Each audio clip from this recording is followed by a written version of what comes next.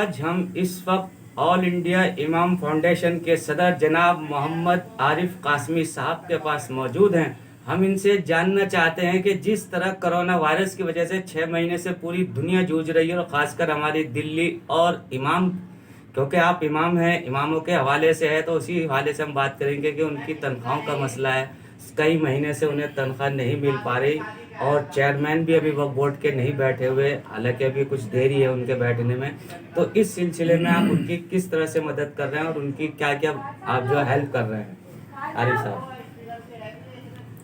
जी रामी साहब, आपने एक अहम सवाल मुझसे किया है।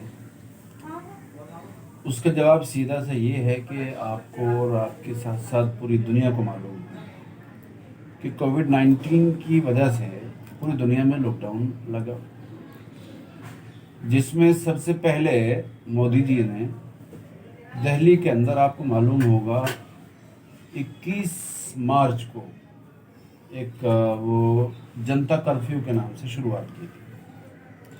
हाथों हाथ केजरीवाल साहब ने फिर वो उसमें टाइम बढ़ा और ये कहा कि इसको हम लॉकडाउन का नाम दे करके लोगों को अपने अपने घरों में बैठने के लिए कहें, क्योंकि कोरोना वायरस जो है वो एक तरह से एक फ्लू है जो हवा के ज़रिए से इंसान के फेफड़ों पर आता है, और जो उसमें मुतासिर हो जाते हैं तो फिर वो जब खांसते हैं या छींकते हैं तो सामने वाले के नाक या होंठों पर या कान पर चला जाए वो, या हाथों पर लग जाए और फिर वो खुजा ले तो फिर दूसरा भी उससे मुतासिर हो जाता है। जिसकी वजह से हमारी सरकार ने, ये आप देख रहे होंगे कि मास्क का और सोशल डिस्टेंसिंग का मामला किया। सारे स्कूल, सारे कॉलेज बंद हैं। अभी 3 दिन पहले भी मैंने एक तरह से एक तहरीर डाली थी तमाम मोहतमीमीन के नाम कि जहाँ जहाँ पर भी मुदर्रिसीन है वो उन तमाम मुदर्रिसीन का, अपने मुलाजिमीन का ख्याल करें। आप जैसे अपना खर्च चला रहे हैं, इसी तरीके से आपको चाहिए कि कौम से बात करके उनकी तमाम जो ज़रूरियात है उससे पूछ करके जो भी आपसे बन पड़ता है उनकी मदद की जाए। बिल्कुल। दूसरा सवाल आपने किया कि दिल्ली के अंदर जो इमाम हैं वो इस वक्त तनख्वाहों को लेकर के परेशान हैं। आपको मालूम होगा कि जिस वक्त दिसंबर में आचार संहिता लगी थी, दिसंबर 2019 में, गालिबन जनवरी में लग गई थी या दिसंबर में लगी थी, तो उसी वक्त आचार संहिता की वजह से तनख्वाहें रोकी गई इमामों को। तो जैसे भी उस तमाम परेशानियों को ख़त्म किया गया और वो तनख्वाहें इकट्ठी 5 महीने की दी गई, मार्च के महीने में दी गई, बल्कि अप्रैल में दी गई। दिसंबर, जनवरी, फरवरी, मार्च, हम ये उस वक्त हमने आवाज़ उठाई थी ऑल इंडिया इमाम फाउंडेशन के बैनर से। अभी भी इस वक्त ये 4था महीना लग रहा है।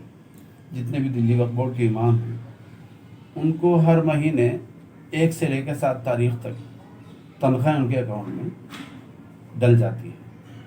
लेकिन इस वक्त चूँकि आपको मालूम है कि जैसे एमएलए-शिप का जो मामला था, पूरी दिल्ली ने और पूरे हिंदुस्तान ने देखा था कि यकायक अमानतुल्लाह खान साहब जो चेयरमैन हुआ करते थे वक्फ बोर्ड के, उनको ये कह करके अफसरान ने हटा दिया था कि आपको बाय इलेक्शन वापस आना है। इलेक्शन आपका जब दोबारा से होगा मेंबरशिप के लिए तो आप वक्फ बोर्ड में आ जाइए। तो फिर ये तारीखों का ऐलान को लेकर के लॉकडाउन, चूँकि पूरी सरकार इसमें मसरूफ़ हो गई थी, चाहे वो मरकज़ी सरकार हो, चाहे वो स्टेट की सरकारें हों, सब की सब लॉकडाउन की वजह से थोड़ा सा अपने तमाम मामलात में कि भाई कोरोना वायरस से कैसे बचा जाए और कैसे जनता की हिफाजत की जाए बीमारी से, उसमें लगे। तो इलेक्शन तो बहुत दूर की बात थी। अब चूंकि जो बीमारी फैल रही थी, अचानक किसी का भी सांस फूल जाए तो उनको एडमिट करने का मसला था, उनको क्वारंटीन का मामला था। आपने देखा होगा तबलीगी जमात को लेकर के बड़ा हवा चला कि साहब उनको लॉकडाउन के दौरान हो चुके हैं, क्वारंटीन कर दिया गया उनको। ये दूसरा सवाल है, इसका जवाब मैं आपको बाद में दूंगा। अभी जो इमामों का मसला है, आज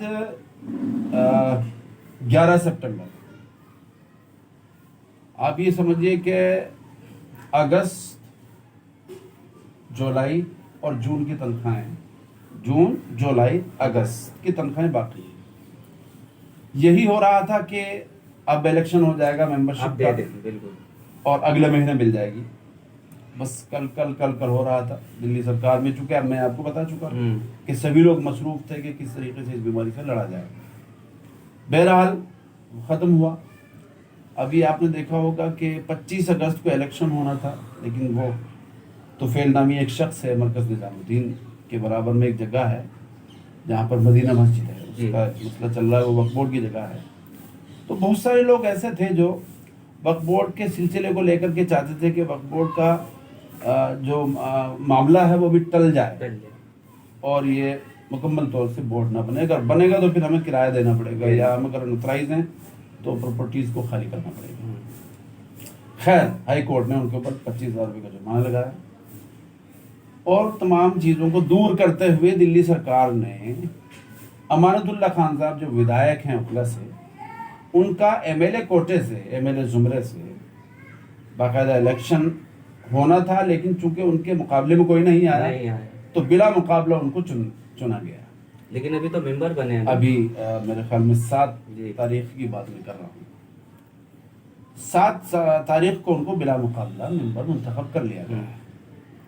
जब मेंबर मुंतखब हो जाते हैं तो जो 7 मेंबरान हैं, एक सरकारी नुमाइंदा होता है, बिल्कुल, एक बार काउंसिल से एक वकील होता है, एक मुतवल्ली कोटे से मेंबर होता है, एक इस्लामी स्कॉलर होता है और एक समाजी कारकुन होता है, और दूसरा जो एमपी होते हैं मुस्लिम स्टेट में होते हैं, अगर वो नहीं हो तो फिर साबिक चल जाता, नहीं चलता है, एक्ट है, बिल्कुल बिल्कुल, और एक एमएलए होता है। तो 7 जो मैंने गिनवाए हैं, एमपी, एमएलए, समाजी कारकुन, इस्लामी स्कॉलर, सरकारी नुमाइंदा, वकील और मुतवल्ली, ये होते हैं। बहरकैफ ये 7 मेंबर अब मौजूद हैं, बोर्ड मुकम्मल हो गया है।